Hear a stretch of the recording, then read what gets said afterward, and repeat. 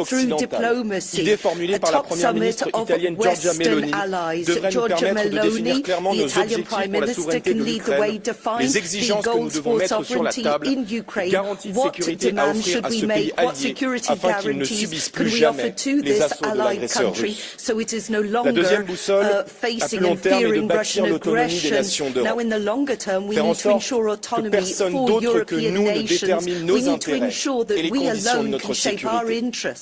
Si elle est capable de repenser une diplomatie libre et indépendante, la France peut redevenir la force d'entraînement du continent et l'interlocutrice évidente et naturelle de ce nouveau monde.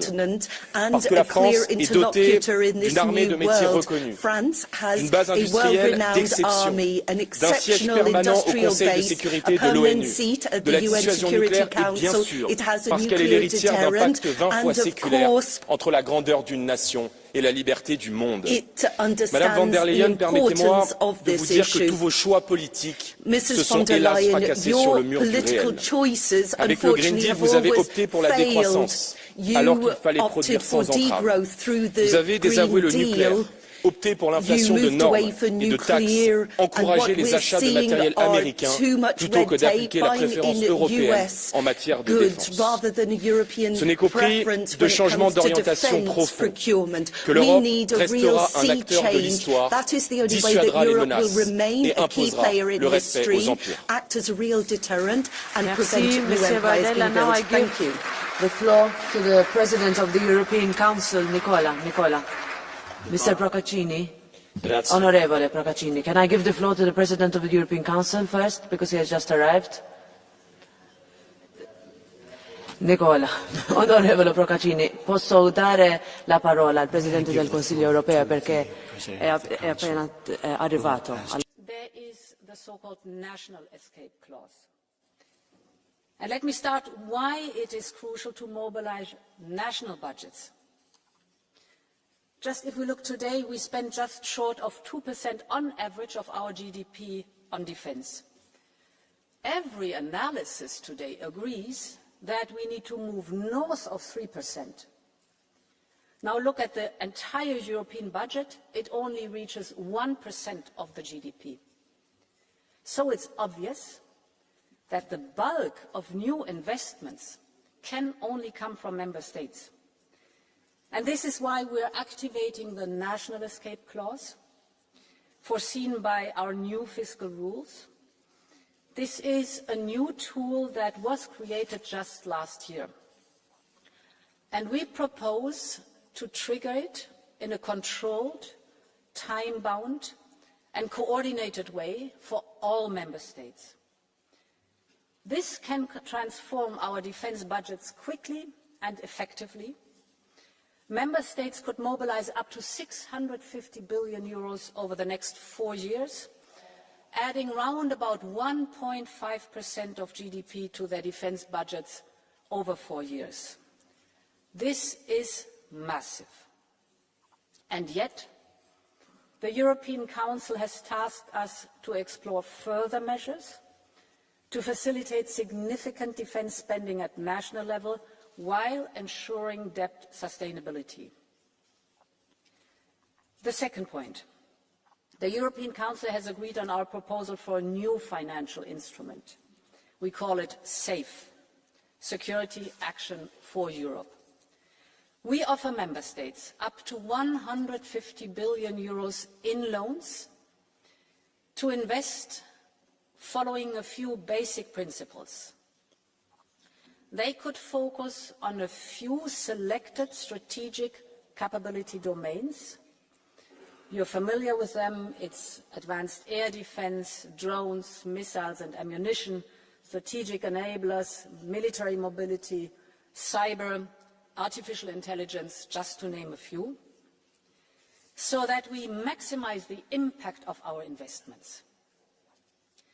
These loans should finance purchases from European producers to help boost our own defense industry. The contracts should be multi-annual to give the industry the predictability they need. And finally, there should be a focus on joint procurement, because we've seen how powerful this can be. Just think of the Czech initiative or the Danish initiative to provide weapons and ammunition for Ukraine.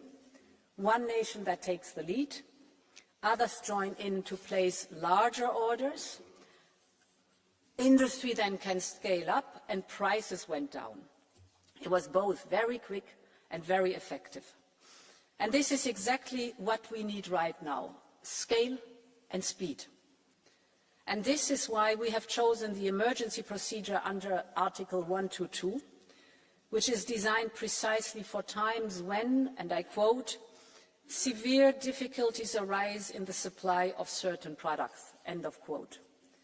In other words, the 122 allows us to raise money, to lend it to member states, for them to invest in defence, and this is the only possibility for emergency financial assistance, and that is what we need now. We will keep the Parliament constantly updated on progress. And this leads me to my third point, the cohesion funds. This is a possibility that we are offering to member states. Member states will have the possibility to redirect some of their uncommitted funds to defence-related projects. This could be infrastructure, it could be research and development. This would be voluntary, voluntary for those who want to go the extra mile. It will be up to Parliament and Council to decide on this additional option. And for the same reason, We Armed Europe also includes measures to mobilise private investment with the European Investment Bank and our upcoming Savings and Investment Union. Honourable members, all of this will also have positive spillovers for our economy and our competitiveness. It will include new factories and production lines that will be necessary, creating good jobs right here in Europe. The investment boost will be felt well beyond the defence sector. We know these spillover effects to both sides, be it from steel to space, large transport companies, or the innovative AI startups. Together we have the size to deter any hostile country. We have the economic power. And now finally we also have the political will. We all wish we could live in more peaceful times, without any question. But I'm confident if we unleash our industrial power, we can restore deterrence against those who seek to harm us. It is a time to build a European Defence Union that ensures peace on our continent through unity and through strength. This is Europe's moment, and Europe will rise to it. Thank you very much, and long live Europe.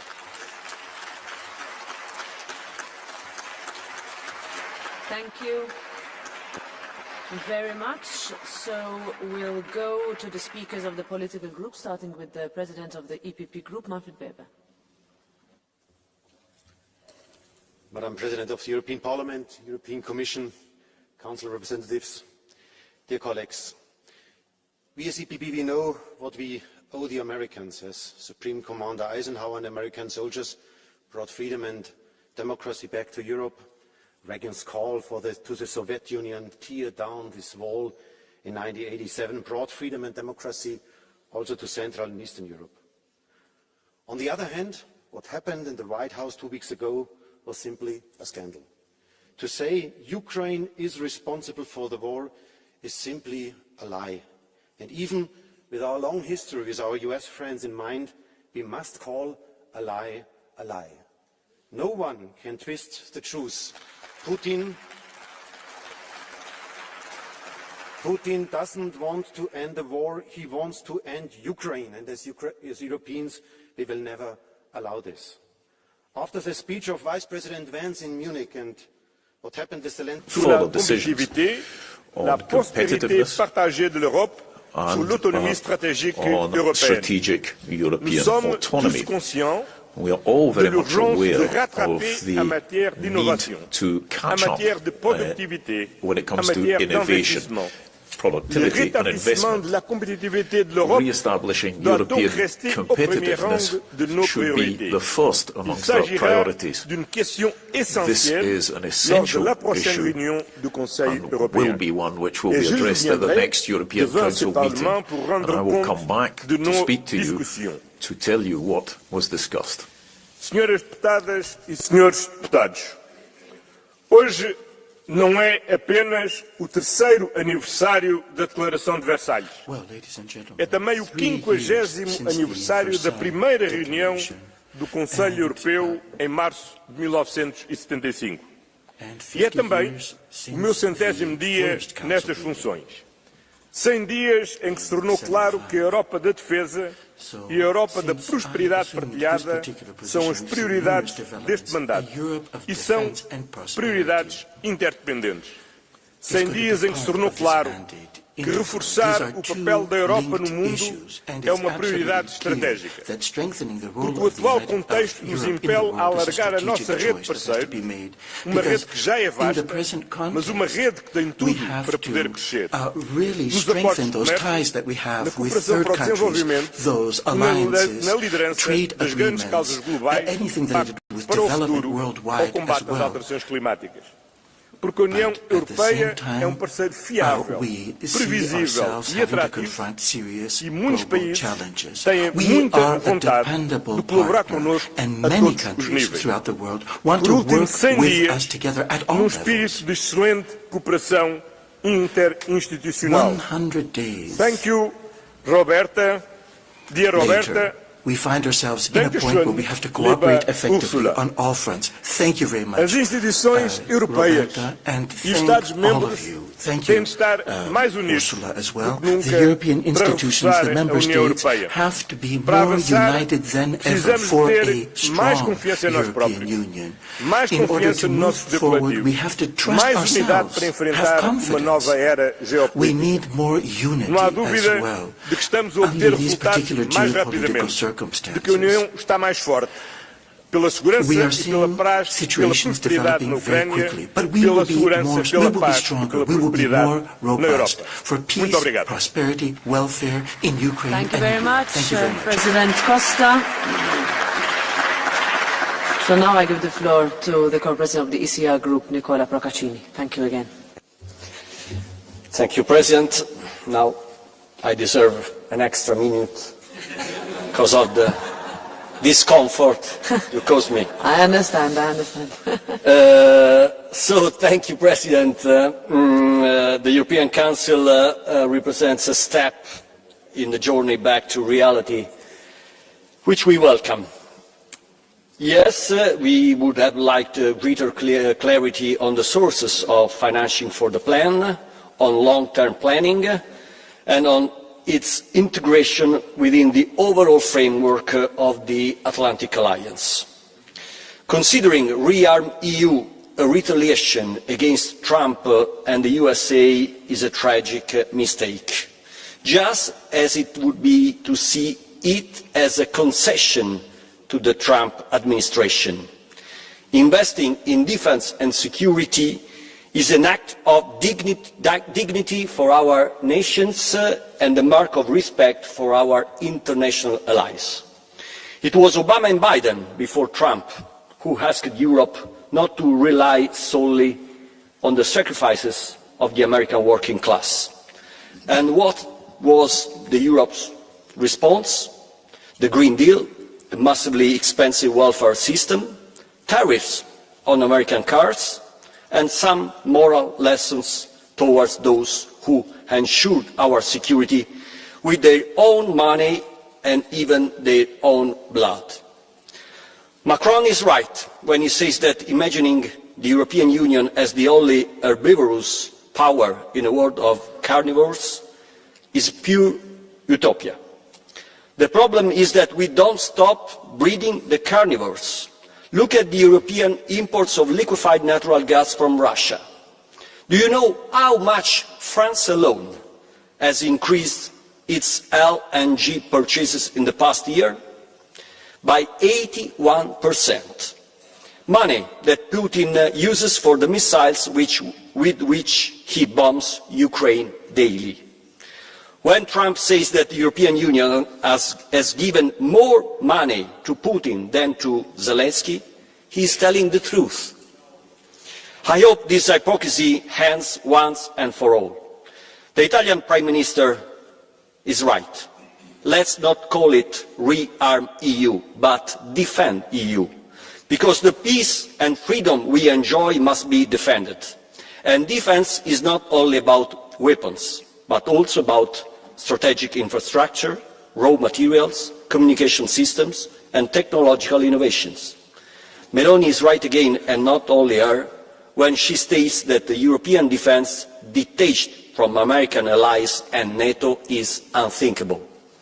Politicians and legislatures come and go, but the West remains and must remain for a long time. We are bound by a common past and a common destiny. As the Latins say, simul stabunt, simul cadent. Thank you very much, Mr. Procaccini. And now the President of the Renew Europe Group, Valérie Hayer.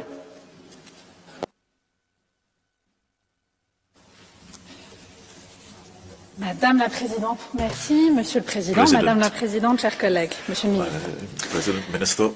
Qui aurait pu penser il y a quelques semaines que les États-Unis soutiendraient à l'ONU, avec la Chine, avec la Corée du Nord, une résolution russe contre l'Ukraine? Qui aurait pu penser que son président dirait un jour qu'il récupérerait le Groenland, territoire européen, je cite, d'une manière ou d'une autre? Ce qui est en train de se passer outre-Atlantique, ce n'est pas un simple désengagement. C'est un renversement complet d'alliance. Je ne pensais pas dire ça un jour, mais aujourd'hui les faits sont là. Dans un monde où depuis 20 ans, la Russie et la Chine augmentent massivement leurs dépenses de défense, la Maison-Blanche, sous Donald Trump, n'est plus notre allié. Notre monde est de plus en plus hostile et nous devons en tirer deux conséquences. La première, c'est qu'on doit savoir se défendre tout seul.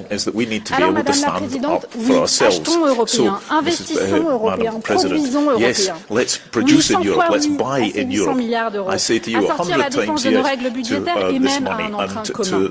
Et oui à une préférence européenne, faute de quoi notre argent ira encore alimenter d'autres économies que la nôtre. Sans préférence européenne, pas d'autonomie stratégique. Et donc, pas de souveraineté. Mais il faut aussi dire les choses. On aura besoin de plus. Il faudra donc travailler très vite, Madame la Présidente, aux eurobonds proposés par le Parlement et par un certain nombre de gouvernements en Europe. Travailler aussi à comment on mobilise l'épargne des Européens. Et l'enjeu stratégique, évidemment, c'est l'argent, mais pas que. La coordination, elle sera clé. Il faut que nos armées, notre million de soldats européens soient capables de travailler ensemble. Il faut aussi que nous avancions sur le bénéfice européen de la dissuasion nucléaire, sans bien sûr remettre en cause la décision souveraine nationale de l'activer. C'est à ces seules conditions que nous préserverons la paix pour nos concitoyens. Et l'urgence pour assurer notre sécurité, c'est aussi de continuer à soutenir l'Ukraine. Parce que la sécurité des Ukrainiens, c'est aussi notre sécurité. La décision de Donald Trump d'arrêter les livraisons d'armement et le partage de renseignements ne nous rappelle qu'une chose. Nous devons reprendre notre destin en main. Continuer à essayer de convaincre l'administration américaine qu'elle fait une erreur, évidemment. Mais pendant ce temps, accélérer notre aide à l'Ukraine et être force de proposition pour offrir des garanties de sécurité pour l'Ukraine et pour nous-mêmes. Et cela passe notamment par l'envoi de troupes européennes pour le maintien de la paix une fois un accord obtenu. Nous devons dissuader une fois pour toutes la menace russe. La deuxième conséquence à tirer, c'est que notre modèle démocratique est attaqué. À l'ouest par les ingérences russes, à l'est par les ingérences russes et à l'ouest par le camp Trump. Et par les alliés de cet international réactionnaire ici même dans cet hémicycle. Et Monsieur Procaccini, quand vous prétendez que les États-Unis ont donné davantage d'argent et davantage de soutien à l'Ukraine que l'Europe, c'est faux. Vous le savez parfaitement. Et vous reprenez en ce sens à la fois la propagande de Trump et la propagande du Kremlin. Nous sommes du côté de l'Ukraine. Nous avons été aux côtés de l'Ukraine depuis le début et nous continuerons jusqu'à l'obtention de la paix, et la paix n'étant en aucun cas la capitulation. Madame la Présidente, le bouclier démocratique doit être une clé de voûte de ce mandat. Et votre proposition, nous l'attendons avec impatience, autant qu'avec exigence. Mais commençons aussi déjà par appliquer les lois qui existent déjà. Où en est la tête sur le DSA? Le principe fondamental fondamentale du droit, c'est que quand on viole les règles, il y a sanctions. Et c'est votre responsabilité d'en assurer le respect. Chers collègues, l'Europe est une puissance stabilisatrice. Notre objectif, c'est la paix, l'ordre international, la promotion de la démocratie. Nous avons les atouts pour être une puissance politique et une puissance militaire. Il est temps de s'assumer comme tel. Thank you very much. And now I give the floor to the co-president of the Green Group, Bas Eickhout.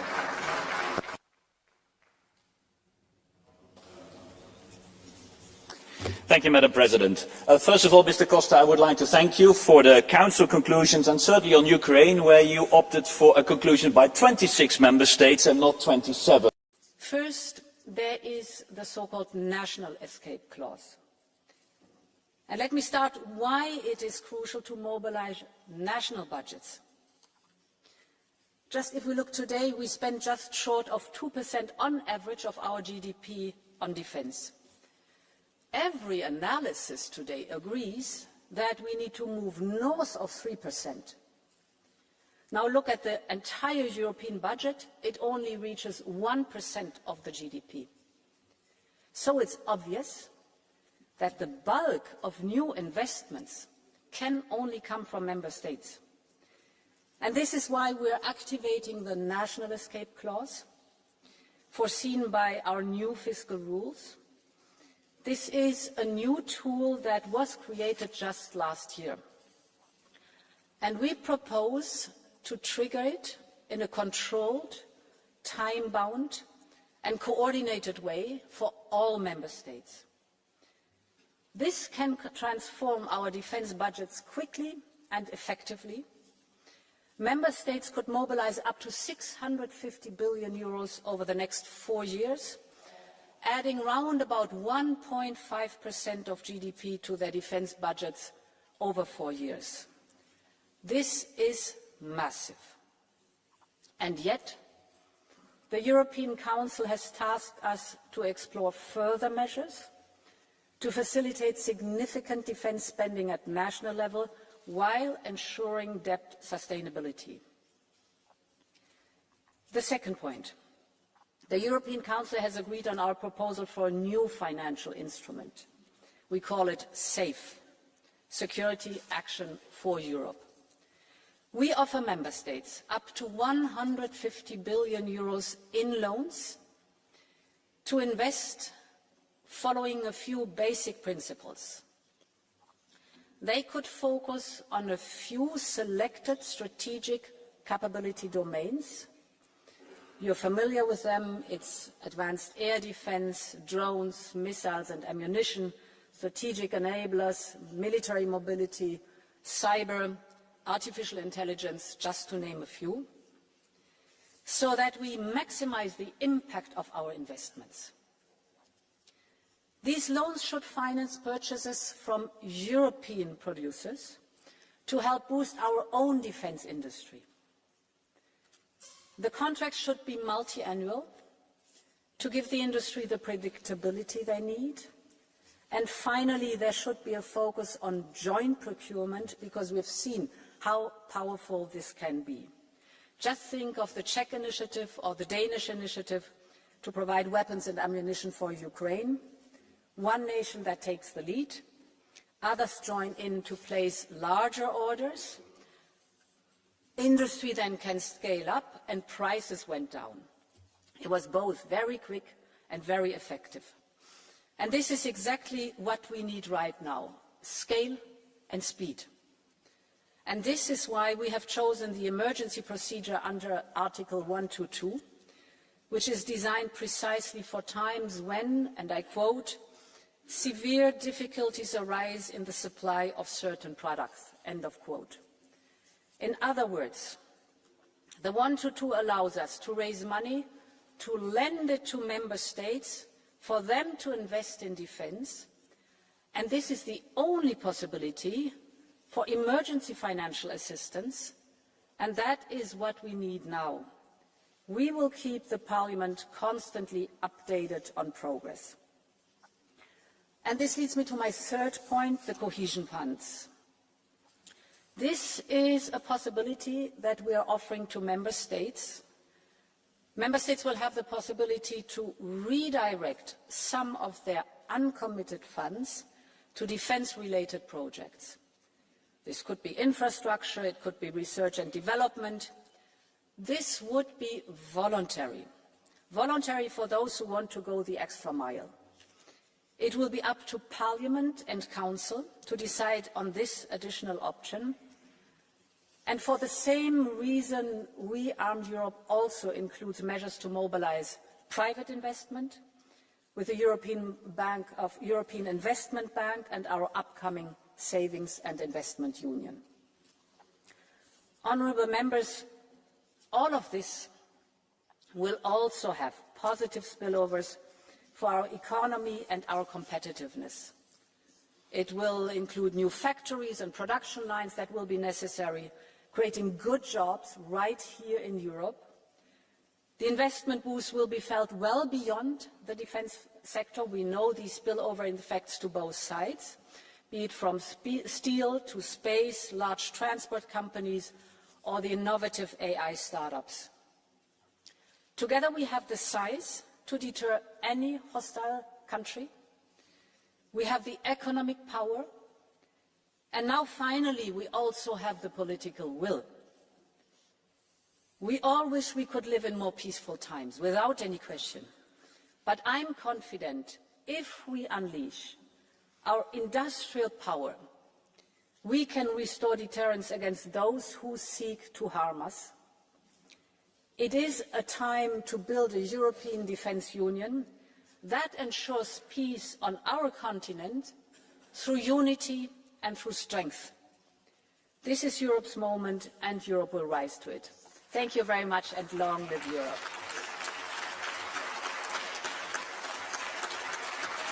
Thank you very much. So we'll go to the speakers of the political groups, starting with the President of the EPP Group, Manfred Weber. Madam President of the European Parliament, European Commission, Council representatives, dear colleagues, we as EPP, we know what we owe the Americans as Supreme Commander Eisenhower and American soldiers brought freedom and democracy back to Europe. Reagan's call to the Soviet Union, tear down this wall in 1987, brought freedom and democracy also to Central and Eastern Europe. On the other hand, what happened in the White House 2 weeks ago was simply a scandal. To say Ukraine is responsible for the war is simply a lie. And even with our long history with our US friends in mind, we must call a lie a lie. No one can twist the truth. Putin doesn't want to end the war, he wants to end Ukraine, and as Europeans we will never allow this.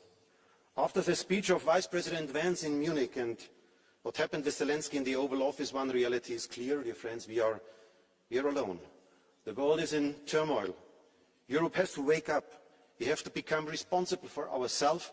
Our security is not in the hand of Washington or Moscow, it must be in our hands. Since 1952, Madam President, Commission President referred to this, more than 70 years ago, we had the first idea of building up a defence union. I have to say, we wasted a lot of time in the last 70 years for discussing it, endlessly. Last Thursday, putting 800 billion euros on the table to build up a European defence was an important step showing that Europe finally takes its defence into its own hands. Money is in this regard a precondition, but is only the starting point of doing so. We need to go further. The first point, we would save a lot of taxpayers' money if we act together. We have 17 tank models in the European Union, the Americans only have one. We need standardisation, we need an obligatory common procurement, and we need to build up a true European market for defence goods, with also further mergers in the industry side. This is not yet fully foreseen in the plan of Thursday. Secondly, we need joint European projects like a missile or drones defence system, especially in the east side of Europe. A cyber defence brigade, where everybody understands that cyber is not anymore a national issue. A satellite surveillance system, where we are not anymore depending on US data, and every European citizen would immediately understand it's better to do these kind of investments together. I would love to see then parts of the troops with the European flags on their uniform. This is not yet foreseen in the plans of last Thursday.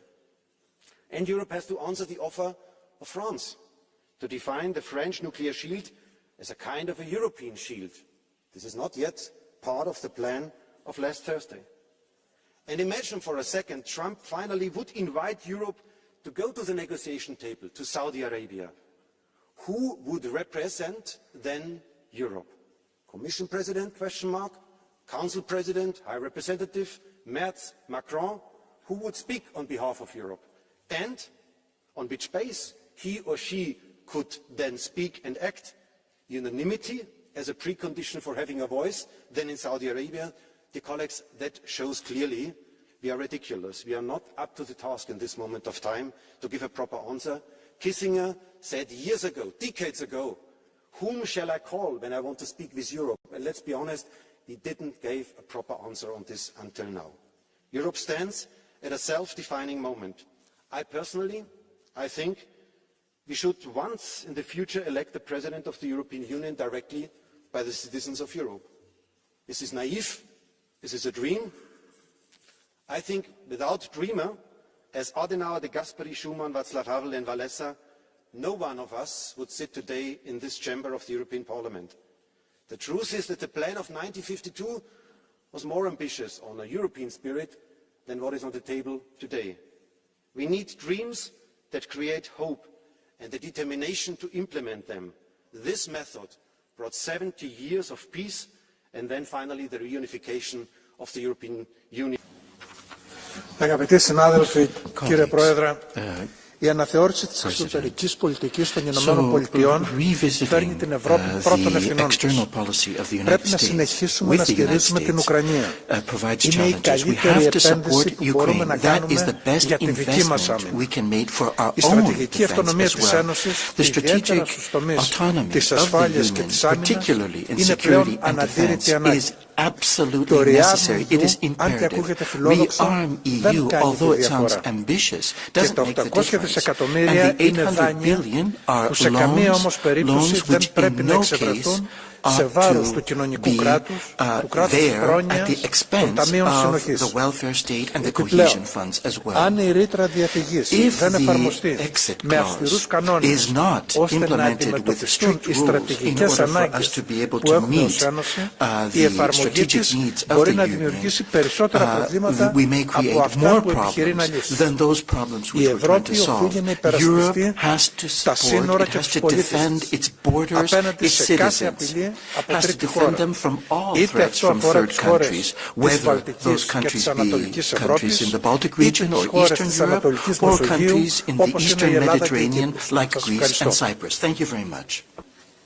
Dankeschön. Nächster Redner ist der Kollege Deutsch. Thank you very much. Our next speaker is colleague Deutsch.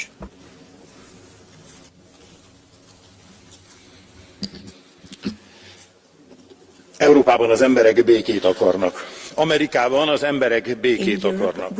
Az USA patrióta vezetése ezért elkötelezetten békepárt.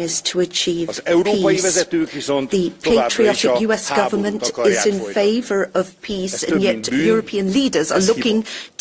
Brüsszel eddigi Ukrajna stratégiája megbukott. Az európai vezetők háborús úszítása, a hangzatos szónoklatuk a szankciós politika biztos sikeréről, az orosz agresszor katonai térdre kényszerítéséről eddig már 134 milliárd euró elköltését jelentették a háborúra. És mindez csak gazdasági bajokat, pusztítást és szenvedést hozott. A háború pártiak ráadásul még fordítva is ülnek a döglött lovon. Donald Trump világosan megmondta, Amerika kiszáll a háborúból és békét fog teremteni. Pont. Tehát amikor már az amerikaiaknak sem kell a proxy háborújuk, akkor ezt a levetett amerikai háborús hacikát akarják a háborúpárti vezetők Európára kényszeríteni. Az eddig elköltött eurómilliárdok után immár bármennyi pénzzel finanszírozni akarják az ukrajnai öldöklést. Amerika helyett is, sőt, az amerikai béketörekvéseket megakadályozandó is. Brüsszel vezetői ráadásul növelik a bajt, working against the US goals. Brussels leaders are going even further, talking about accelerating the accession of Ukraine to the EU, and that would destroy the European economy. We need to put an end to this war, and that is only possible through negotiation. Thank you. Our next speaker is colleague Jaki. Thank you so much, President, Ministers. There is no doubt who is the aggressor and who is victim. The aggressor is Russia and the victim is Ukraine. There is no doubt that no reset with Russia have never succeeded and never will. The only thing that can stop Russia is credible force. And the general direction of strengthening European arms capabilities is good. However, you will not escape from the fundamental questions. You are talking about the security of Europe. Great. I would like to ask you how the security of Europe is served by cancelling election in Romania and not allowing the candidate with 50% of support to run. How does allowing Tusk to destroy opposition, take away the all public money from the opposition party and imprison MEPs serve Europe's security? How do your migration policy and the migration pact served European security? And the key question is about, do you want Europe to defend itself from external threats or for Europeans to kill each other? Instead of integrating Europe in the face of threats, as usual, you choose your particular interest. Ukraine. If the Strait of Ukraine grew from the numbers of your empty words, the Ukrainian army now would be preparing to parade in Moscow. Do you want help? You have 300 billion euros of frozen Russian assets. Give them to Ukraine. That will be enough for 5 years of war. But you won't do it. You keep it because you want them to use to negotiate further resets with Russia. That is why you keep attacking America, provoking it to leave Europe. And you yourselves do not have those military capabilities. Your behavior will cause the EU countries that border with Russia to be great danger. President Zelensky found about this after the summit in London. He will not provide the army weapons with your slogans. And that's why we need to change it. Thank you very much. Our next speaker is colleague Kelleher.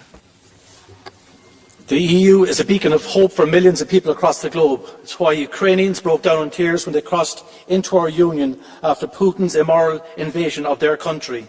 And it's why migrants do everything to get here to live and raise their families. And that's why Putin and other tin-pot dictators despise us. We give people hope, while they only give people fear. It's why it must be defended. I quote, "If something is worth building, it is worth defending." These are the words of Sean Lamass, former Irish Taoiseach and leader who submitted Ireland's application to join the European Economic Community. My country is militarily neutral. We won't join a military alliance. But that doesn't mean we don't take sides. We are on the side of freedom, democracy, multilateralism and a global order based on international law. Ireland is lucky. We are an island in the Atlantic surrounded by non-threatening nations. But I know my friends and colleagues along the eastern border of our union live in fear of the return of Russian imperialism. I see the worry in their eyes. I hear the pain in my friends' voices when they speak about living under Russian occupation before independence. That's why I will not stand in the way in terms of defending your homelands and your homes. And Europe must collectively defend itself. Our unity is our strength. This is a big change, and I know I will be castigated by the extremists at home on the left and on the right, but it is morally the right thing to do. Ireland will not join NATO, but I firmly believe we must ensure our fellow member states have the resources needed to defend their sovereignty and their values. We must have defence bonds. We must make it easier for the states to strengthen their militaries by relaxing Stability and Growth Pact rules. We must all work together on sharing intelligence and ensuring interoperability and defence systems and energy security. Ireland must use every possibility under our constitution to support our European friends, humanitarian aid, training, non-lethal weapons, support for demining initiatives, financial support and increasing our own military defence capabilities. I will say it again, if it is worth building, it is worth defending. There has never been a greater force for peace, prosperity and progress than the European Union, and we must defend it. Thank you, dear colleague Keller. There is a blue card. Colleague Keller, there is a blue card by colleague Grasulis. Do you want to accept that? Grasulis? On the right side of the panel. Are we in English or French? Yeah, please, go ahead. Gerbiamas pranešėjau, daug skambių žodžių, bet labai mažai darbų Ukrainos atžvilgiu iš valdančios daugumos ir iš Europos. Kodėl po šiai dienai Ukraina nepriimta į Europos Sąjungą? Kas Amerika kalta? Ar Rusija kalta? Kodėl jūs neišgirdot Zelenskio per tokį laikotarpį? Gal išgirsit ir priimsit? Could you please listen to him and accept Ukraine into the EU? Please, 30 seconds for response. Well, we have been very supportive of Ukraine's application to join the European Union. And that has happened over many, many years. In fact, in recent times, we have supported them financially, they've been supported militarily, and of course, you are promoting the propaganda from Russia and elsewhere, saying quite clearly that the European Union doesn't support. But if you look at it, and if you listen to President Zelensky himself, he says quite clearly and categorically that the European Union has been a friend to Ukraine and has supported them both financially, militarily, and in humanitarian assistance as well. Reject your points out of hand as they don't stack up with the evidence. Vielen Dank. Es wird Sie nicht überraschen, dass wir auch bei den Blue Cards ziemlich restriktiv sein müssen. Also wir werden mal sehen, wie es läuft, aber versuchen Sie sich möglichst auf eine zu beschränken. Ich glaube, mehr als eine pro Person können wir nicht zulassen. Es folgt nun der Kollege Stakis. Our next speaker is colleague Stakis. Wonderful, Madam President. Europe is a giant in chains, wealthy, powerful, yet paralysed. And objective reality and data show that there is no need to despair. Quite an opposite. We have given Ukraine 134 billion euros. Sounds like a lot, but it's just 0.2% of our GDP. If the US step back, we can raise that to 0.4% without difficulty. The Baltics, Finland and Denmark already contributed nearly 1%. A small price for lasting security. And our economies have only become stronger as a result. And we can make Russia pay. Let's seize 200 billion of Russia frozen assets and direct them to Ukraine. Madam President, the Europe Commission must make a decision on this right now. Dear colleagues, the numbers don't lie. We are 450 million Europeans.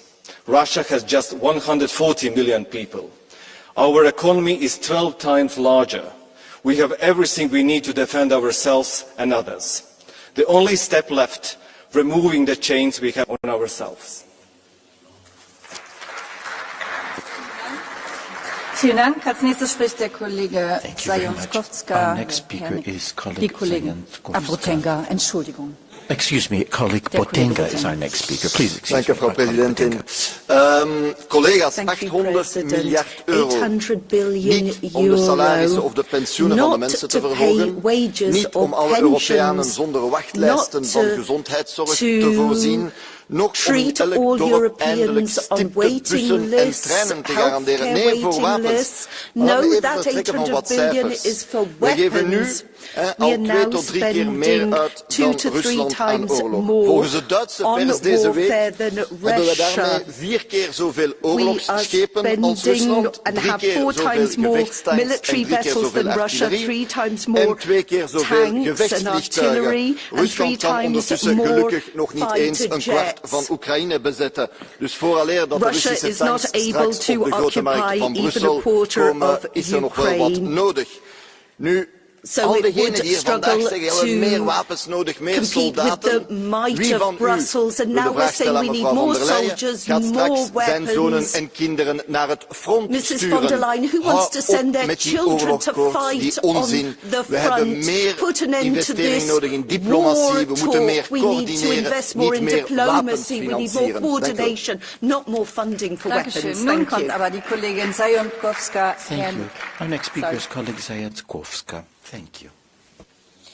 Szanowni Państwo, nowy militarny eurodług będzie narzędziem nacisku na państwa i zagrożeniem dla ich suwerenności. To będzie dokładnie ten sam mechanizm jak w przypadku KPO.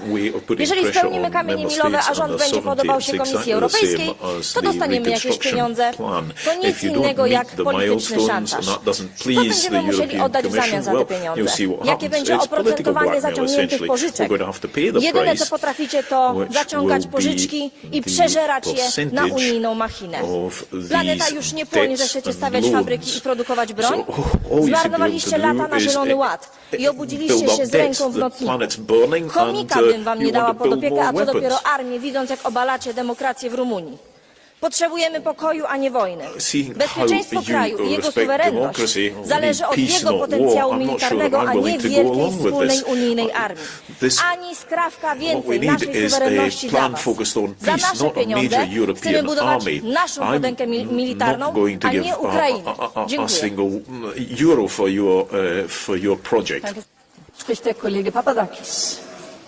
Our next speaker is colleague Papadakis. Ούτε άβουλη, ούτε αδύναμη όπως ισχυρίζονται οι απολογητές της αποδείχθηκε η Ευρωπαϊκή Ένωση για να κλιμακώσει την πολεμική προετοιμασία της στον ανταγωνισμό της με Ρωσία, Κίνα και εν μέσω εντυνόμενων αντιθέσεων με τις ΗΠΑ.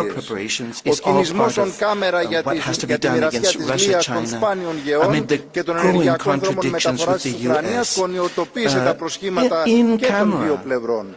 800 δις αύξηση με δάνεια εκατοντάδων δις και με εξαγγελίες για έξτρα ψηφιακούς φόρους και άγριες περικοπές στο λαό, συνοδεύονται με επιδοτήσεις και διευκολύνσεις πολεμικές βιομηχανίες.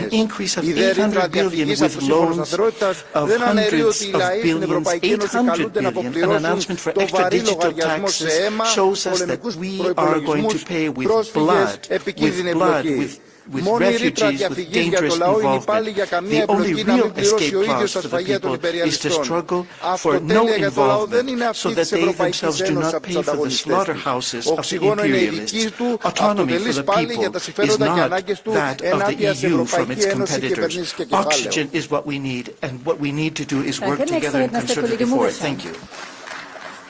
Speaker is Thank you very much, President of the European Council, dear colleagues. Unfortunately, our long-standing partner, the United States of America, is disengaging from Europe. It is disengaging in terms of security and defense, it is disengaging in terms of trade and economy, and it is disengaging in terms of defending democracy, rule of law, and human rights. We do not want this to happen. We regret this. We will never turn our backs on the United States of America, but we need to recognize the new reality where the United States administration has other priorities.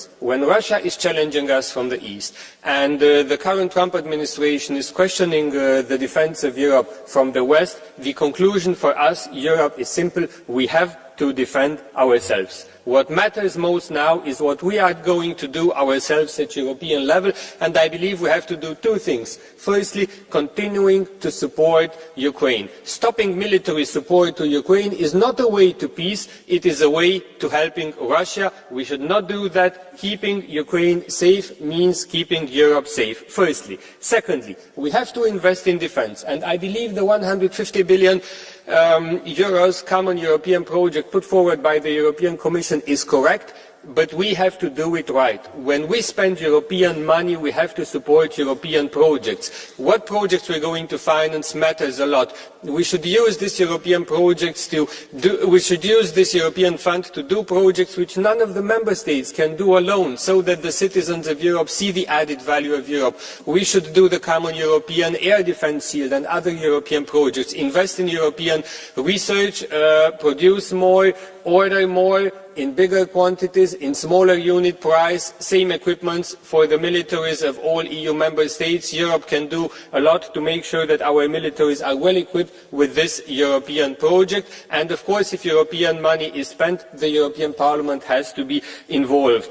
Let me say in the end that investing in our defense means keeping Europe safe. If we are weak, we are a target. If we are strong, we are safe. Thank you very much. Vielen Dank, sehr geehrter Herr Kollege Gratsoulis. Ich hatte das eben angekündigt. Wir haben so viele Catch the Eyes, dass wir leider pro Person nur eine Blue Card nehmen können. Es tut mir wirklich leid. Nächster Redner ist der Kollege Mixer. Our next speaker is colleague Mixer.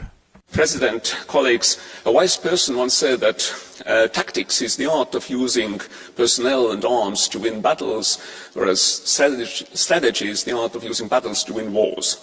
Much has been said about how we need to rebuild European defence and security in a medium to long term, and I agree with most of it. Meanwhile, the decisive battle for Europe's future is playing out on the front lines in Ukraine. And needless to say, following the very dramatic reversal of course by our American allies, the outlook has changed for worse. So we need to step out and we need to fill the gap left by Americans, and we need to do it now. It's not a matter of months or years. It's a matter of hours, days, maximum weeks. If we fail in Ukraine, if Ukraine falls, then we will not merely be back to square one. We will be in a much, much darker place, starting to rebuild Europe's security from shambles. We must not let this happen.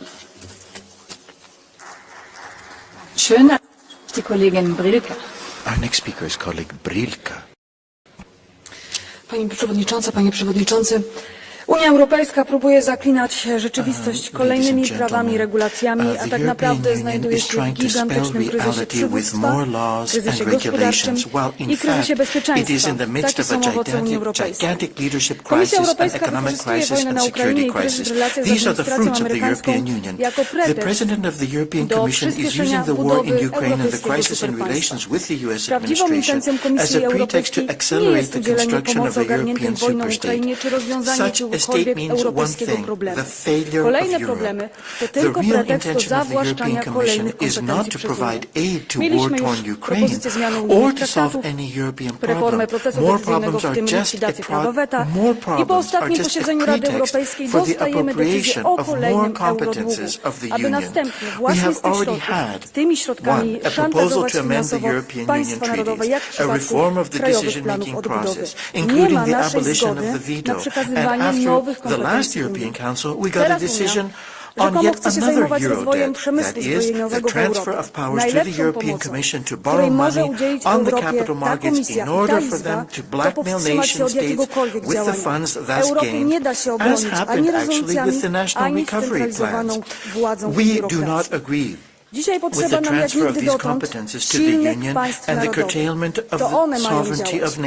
To one mają rozwijać swój przemysł militarny i budować narodową armię. Samodzielnie decydować, czego im potrzeba i w jakich ilościach, a nie anonimowy urzędnik z Brukseli. Dziękuję.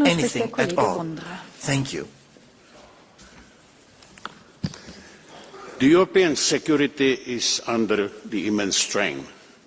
Panic and reactionary statements, especially on the social media, only make matters worse. We must stay clearly-eyed and strategically focused. European nations must recognise reality. The burden of defence now rests mostly on our own shoulders. We see really clear the sign of this shift. The governments are waking up. I'm keeping my finger crossed for Chancellor-elect Merz to find the financial resources for much-needed security enforcement. We must act swiftly. Our defence industries need a framework that enables them to deliver, both through cooperation and national initiatives. That means cutting bureaucracy, simplifying the processes, providing real financial access, and bring energy prices down. We cannot have both an over-ambitious green transition and fully capable military. Resources are finite. Europe must decide what it values most. Thank you very much. Dear colleague Razoulis, I might explain it again. If I keep giving you blue cards now, with every speaker that comes, I cannot give them to other people, and there will be a point where I have to say no blue cards at all anymore. This is why I decided to give every member the opportunity to raise a blue card, but only once, because otherwise we cannot finish in time. We are limited in the end. If you are not, if you do not agree, then please file a complaint to the President. Thank you.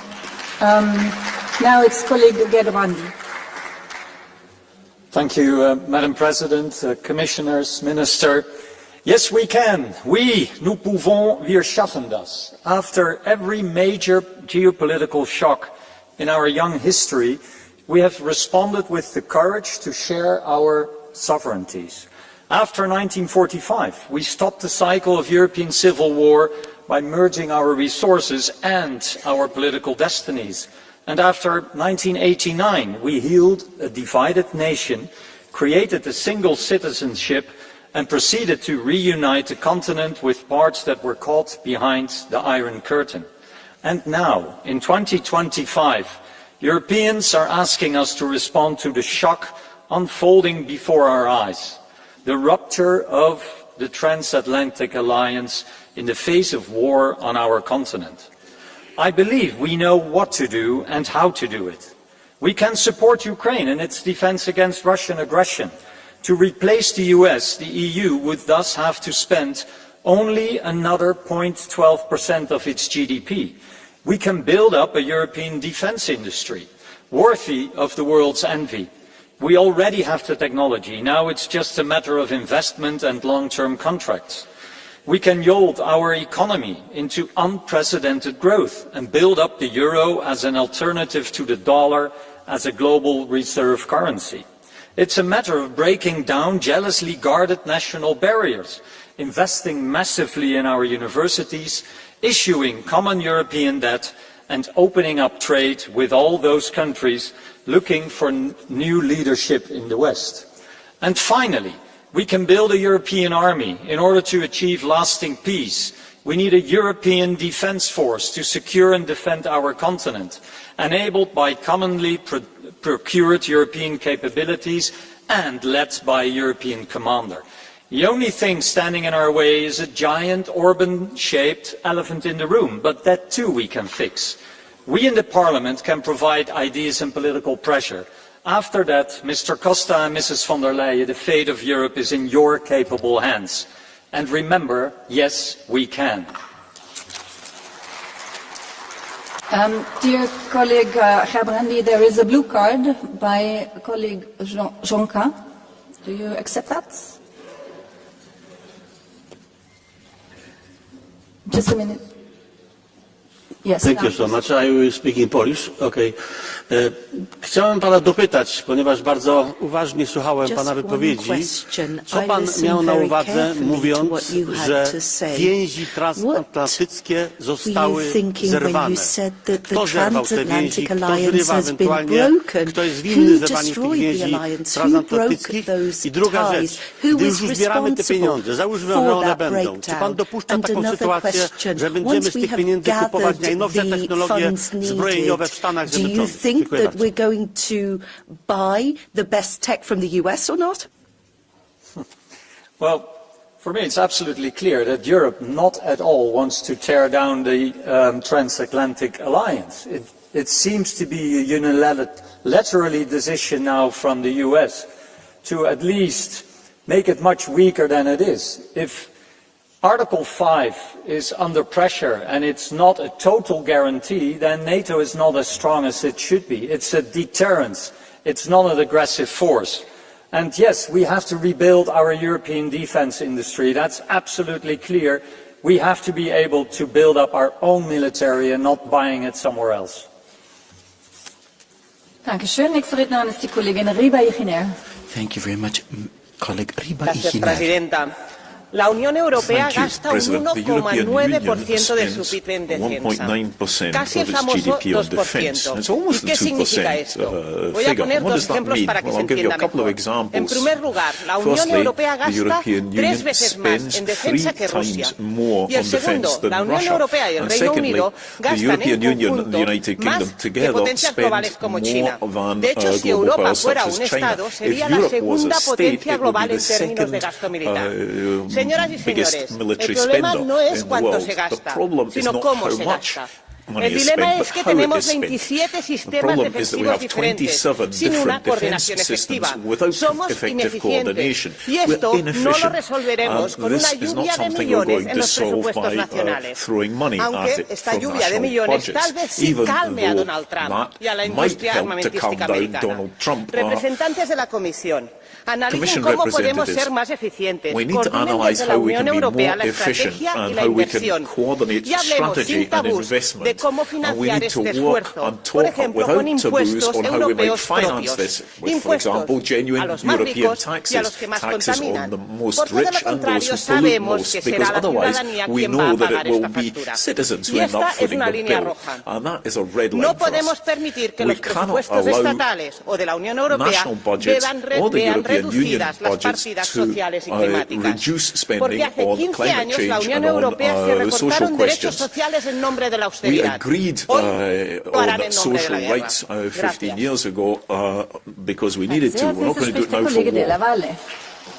Mr. Della Valle. Presidente, oggi tutto il Movimento 5 Stelle è qui a Strasburgo con il suo leader e i suoi eletti nazionali ed europei. Le portiamo la voce del popolo, che è stanco di questa guerra senza fine e vuole solo pace e prosperità. Il vostro piano di riarmo è una dichiarazione di guerra, non si sa a chi o a cosa, ma è un attacco ai cittadini europei perché sposta miliardi di euro dal sociale alle armi, dalla sanità alla militarizzazione. Noi crediamo che sia indegno spendere 800 miliardi per il settore militare, mentre le imprese fanno bancarotta, le famiglie non riescono a pagare le bollette e i giovani non fanno figli perché non hanno i soldi per crescere. Invece voi preferite compiacere le lobby delle armi. Oggi gli stessi leader che da 3 anni a questa parte hanno sbagliato tutto, puntando sulla sconfitta militare della Russia e boicottando ogni iniziativa di pace come quella in Turchia, ci dicono che dobbiamo continuare ad armarci, seguendo la follia bellicista. Volete la terza guerra mondiale per nascondere i vostri fallimenti, ma noi ve lo impediremo. Non un euro per le armi. Le armi non sono la soluzione, ma l'ostacolo al raggiungimento della pace. L'Europa senza pace è morta. Per questo voglio lasciare la bandiera europea fucita con quella della pace, per non dimenticarlo mai. L'avrei lasciata alla Presidente von der Leyen, ma ancora una volta ha snobbato il dibattito parlamentare e questo luogo che chiude la Commissione rappresenta la democrazia. The future of peace in Europe. Peace is what we want. Come on. Okay, no blue card then. I might recall that this is, you know, it's probably against the rules. This is a parliament. It comes from parlare. Yes, I know, it's the European flag and we love it all. So, next speaker, colleague Urik. Pani Lénová, vy chcete nakupovať zbranie za 800 miliárd eur. Neskrývajte sa, prosím vás, tam za kulisy a radšej nám ukážte, ako ste nakupovali vakcíny, pretože ja som presvedčený, že pod vašou taktovkou bude nákup zbraní len ďalším obrovským megapodvodom na Európanov. A takisto by ma zaujímalo, že kto by mal s tými všetkými nakúpenými zbraňami ísť bojovať, pretože pre Európanov to bude znamenať len ďalšiu militarizáciu, ďalšie zadlžovanie, ďalšiu konsolidáciu a ďalšie zdražovanie. Mrzí ma, že jediný, kto sa na samite postavil proti tomuto vojnovému plánu Lénovej, bol opäť iba maďarský premiér Viktor Orbán, že všetci ostatní, Macron, Scholz,